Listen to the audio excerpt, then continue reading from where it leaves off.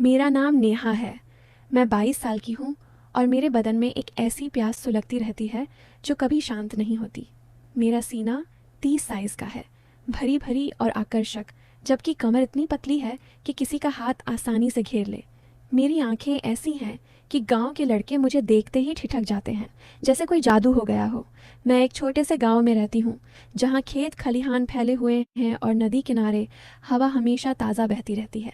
गांव वाले दिन भर खेतों में पसीना बहाते हैं, मेहनत से जीवन चलाते हैं, लेकिन मैं अपनी इस अंदरूनी गर्मी से कभी सुकून नहीं पाती। शादी को अभी सिर्फ 2 साल ही हुए हैं, लेकिन मेरा पति अमित शहर में नौकरी करता है। वह महीने में बस एक बार ही लौटता है, वो भी इतना थका हारा कि रातों में वो पुराना जोश, वो उत्साह कहीं गायब हो जाता है।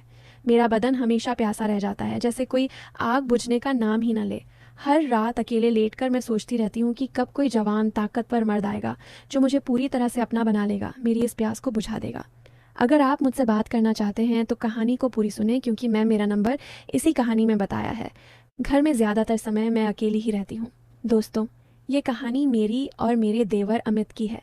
कहानी बहुत ही ज़्यादा मज़ेदार होने वाली है, जिसमें आपको बहुत मज़ा आएगा, इसलिए इस कहानी को पूरी सुने। मेरे सास ससुर का घर पास ही है और उनका छोटा बेटा मेरा देवर रोहित अक्सर मेरे घर आता जाता रहता है। रोहित 20 साल का है, गांव का सबसे जवान और हट्टा कट्टा लड़का। वह खेतों में दिन भर मेहनत करता है, जिससे उसका बदन पत्थर जैसा मजबूत हो गया है। चौड़ी छाती, सख्त बाजुएं और वो मुस्कान जो सीधे दिल को छू जाती है। जब वह मुझे देखता है तो उसकी आंखों में एक ऐसी चमक होती है जो लगता है जैसे मेरे कपड़ों को भेद रही हो। शुरुआत में सब कुछ बिल्कुल सामान्य था। रोहित मुझे भाभी कहता था और मैं उसे देवर कहकर पुकारती, लेकिन पिछले कुछ महीनों से मैंने महसूस किया कि उसकी नज़रें मेरे बदन पर ठहर जाती हैं, मेरी भरी हुई छाती पर, पतली कमर पर, जांघों पर। मैं स्वभाव से अलग हूँ, इसलिए कभी कभी जानबूझकर टाइट ब्लाउज पहन लेती, साड़ी का पल्लू थोड़ा ढीला रखती ताकि वह देख सके। अंदर से मुझे एक अजीब सा मज़ा आता था जब उसकी नज़रें गर्म हो जाती और हवा में तनाव सा छा जाता। हेलो दोस्तों, सबसे पहले मैं आपसे रिक्वेस्ट करना चाहती हूँ कि वीडियो देखने के बाद सब्सक्राइब ज़रूर कर लीजिएगा। मैं इन वीडियोस को बनाने में बहुत मेहनत करती हूँ और इसी से मैं अपना खर्चा चलाती हूँ। जो भी सब्सक्राइब करेगा, मैं दुआ करती हूँ कि उसकी ज़िंदगी बहुत अच्छी, अमीर और खुशहाल हो। प्लीज़ प्लीज़ सब्सक्राइब कर लीजिएगा।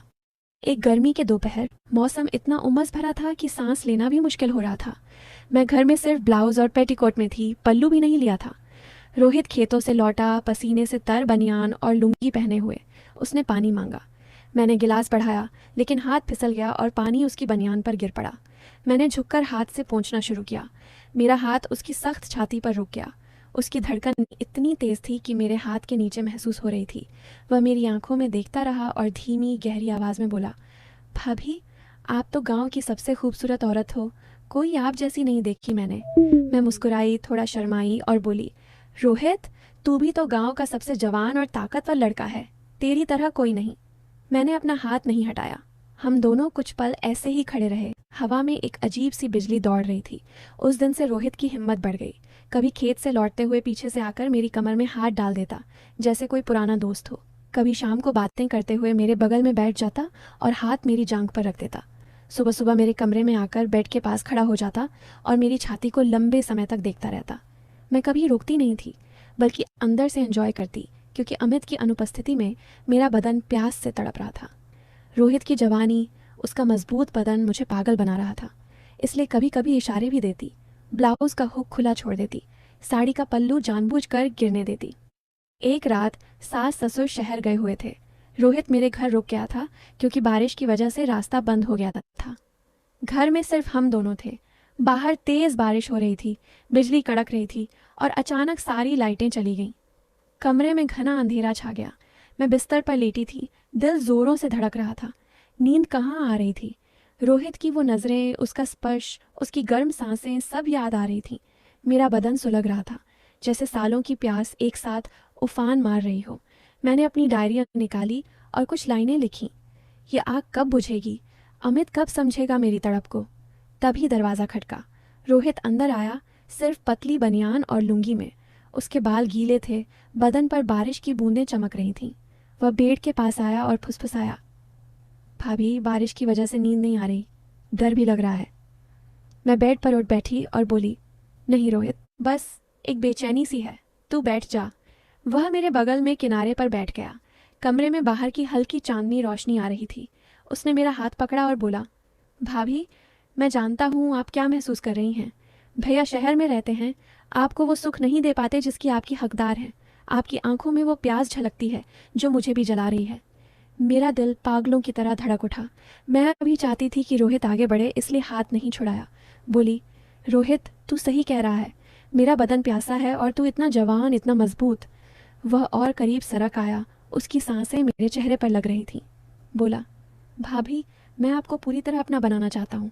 आपकी ये गर्मी, ये सुंदरता मुझे काबू से बाहर कर देती है।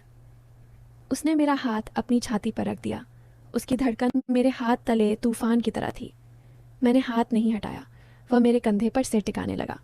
उसकी गर्म सांसें मेरी गर्दन पर लगीं। बदन में सिहरन दौड़ गई। हम कुछ देर चुप रहे, सिर्फ बारिश की आवाज़ और हमारी तेज सांसें। फिर वह मेरे कान के पास आया और फुसफुसाया, भाभी, बस एक बार मुझे कसकर गले लगा लो। मैं आपकी ये प्यास बुझा दूंगा, वादा करता हूँ। मैं चुप रही। वह धीरे से मुझे अपनी मजबूत बाहों में कस लिया। उसका चौड़ा सीना मेरे बदन से सटा था। मैंने आंखें बंद कर उसे भी कसकर पकड़ लिया। हमारी छातियां दब रही थीं, दिल की धड़कनें एक दूसरे से टकरा रही थीं। उसकी बाहें मेरी कमर पर इतनी कसी हुई थीं जैसे कभी न छोड़े। हमारी सांसें तेज हो गईं। वह मेरे बालों में उंगलियां फेरते हुए बोला, भाभी, आप कितनी नरम हो, कितनी गर्म। मैं आपको हर इंच महसूस करना चाहता हूँ। मैंने उसकी पीठ पर हाथ फेरा। वह और ज़ोर से मुझे दबाने लगा। उस पल दुनिया गायब हो गई। सिर्फ हम दोनों थे। वह मेरे माथे पर, गालों पर, गर्दन पर धीरे धीरे हाथ रखता गया। मेरा बदन कांप उठा। मैंने कांपती आवाज़ में कहा, रोहित, हाथ बाहर निकालो। मेरी सांसें फूल रही हैं, लग रहा है मर जाऊंगी। लेकिन वह रुका नहीं। उसने मुझे और कस लिया। हम घंटों एक दूसरे में खोए रहे, बहुत करीब, बहुत गहरा, बहुत तीव्र। उस रात के बाद हम दोनों एक दूसरे से दूर न रह सके। दिन में जब गांव में कोई नज़र न रखता, रोहित मेरे पास आ जाता। कभी खेतों के पीछे छिपकर, कभी घर के पिछवाड़े में, कभी मेरे कमरे में। वह मुझे अपनी बाहों में जकड़ लेता और कान में फुसफुसाता, भाभी, आपकी ये प्यास मुझे भी सता रही है। मैं आपको हर लम्हा अपना महसूस करना चाहता हूँ। मैं भी उसे कसकर पकड़ लेती। उसकी चौड़ी छाती मेरे बदन से सटी रहती। सांसें गर्दन पर लगती और मेरा बदन कांप उठता। एक बार तो हमने नदी किनारे शाम की सुनसान में भी समय बिताया, जहाँ पानी की लहरें हमारी बातें छुपा रही थीं। एक दिन अमित फिर महीने भर के लिए शहर चले गए। घर में सिर्फ हम दोनों थे। शाम को मैं नहाकर निकली। लाल पतली साड़ी पहनी जो मेरे भरे बदन से चिपक गई थी। बाल गीले, कमरे में खुशबू फैली हुई। रोहित बाहर बैठा था।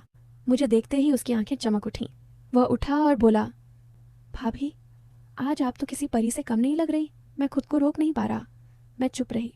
वह मेरे सामने खड़ा हो गया। नजरें चेहरे से नीचे सरक रही थीं। धीरे से मेरी कमर में हाथ डाला और मुझे अपनी तरफ खींच लिया। मैं उसके सीने से टकराई। बोला, भाभी, आप पूरी तरह मेरी हो जाओ, सिर्फ मेरी। मेरा दिल धड़क रहा था।